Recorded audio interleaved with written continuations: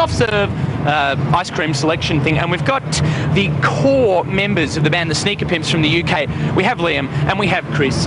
How are you? Oh, dandy. Lovely. Have you played yet? No, we haven't. We are about to play after this band. And is nerves a thing that kind of, you know, do you get nerves? Never. No, not when you play 2 shows a day anyway. Right. So. And you have come from Melbourne this morning where you played on a live TV studio. And just to, I mean, we should get the groundwork kind of sorted out because they covered all the important stuff. Like, you've been around for 5 years. Well. Not really, no, not Sneaker Pimps as such. We've been doing things on and off for about 5 years, but Sneaker Pimps has existed for about 1.5 years, 2 years, something like that. So you discovered Kelly singing in a punk band, a Pixies type band. Yes, that is true. And you just went out one night to a gig, or you knew of her previously, or? My ex-girlfriend knew of them, so we went down to see them and casually said, why don't you come and sing in our bedroom? And because we were such charming boys, she said yes.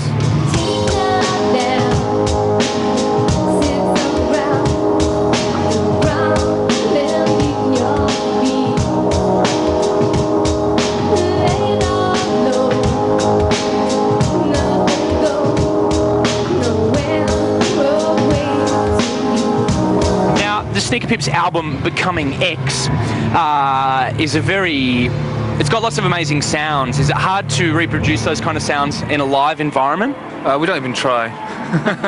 we did try, and it took us a long time, but I think we've sorted it out now. It took about 6 months, I think, to really get it functioning. Yeah. So in the studio it's you two and Kelly, and on tour you've got a bass player and a drummer. A whole entourage, yeah. We didn't think it was worth just simply reproducing the album, so we're doing a bit of a circus act as well at the same time. Excellent. And you're playing another gig tomorrow night in Sydney. Are you going on continuing touring around the world or going back home? Yeah, I mean, really, the Australian section of our tour is a little oasis amongst a huge American desert.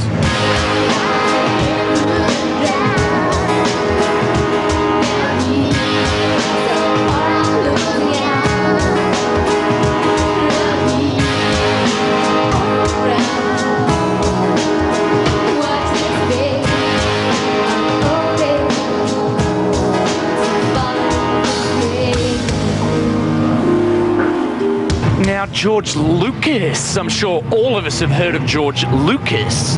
And I believe that he's... Oh, sorry, I didn't mean to hype it up or anything, but I believe that he invited you to work on the next Star Wars film or something. He did, but it didn't quite work out. Just not coincidence, convenience and our time and his time, and just didn't really come about. There were big rumours, but nothing really happened. You guys... Oh, sorry. Shame. I was just saying it's shame. We're big...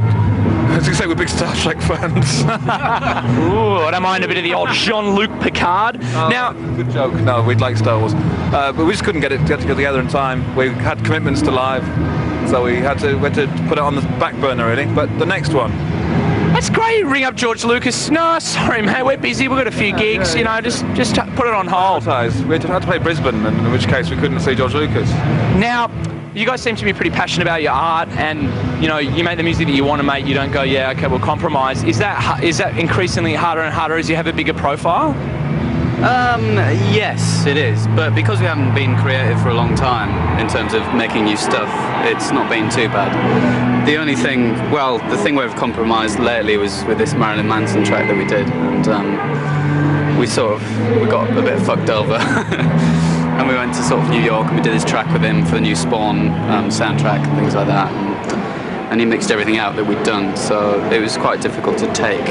So instead of, like, there wasn't like some independent person doing it, Marilyn Manson was doing it and he wiped your bits off the track? Basically, I think it was down to him and his stupid ego and his seriousness. Liam and Chris from the band The Sneaker Pimps, thanks for talking to us. Have a good tour, have a good live America, take it by storm, you know, pose nude for Hustler with Marilyn next time maybe, and thanks again. Absolutely. Beautiful.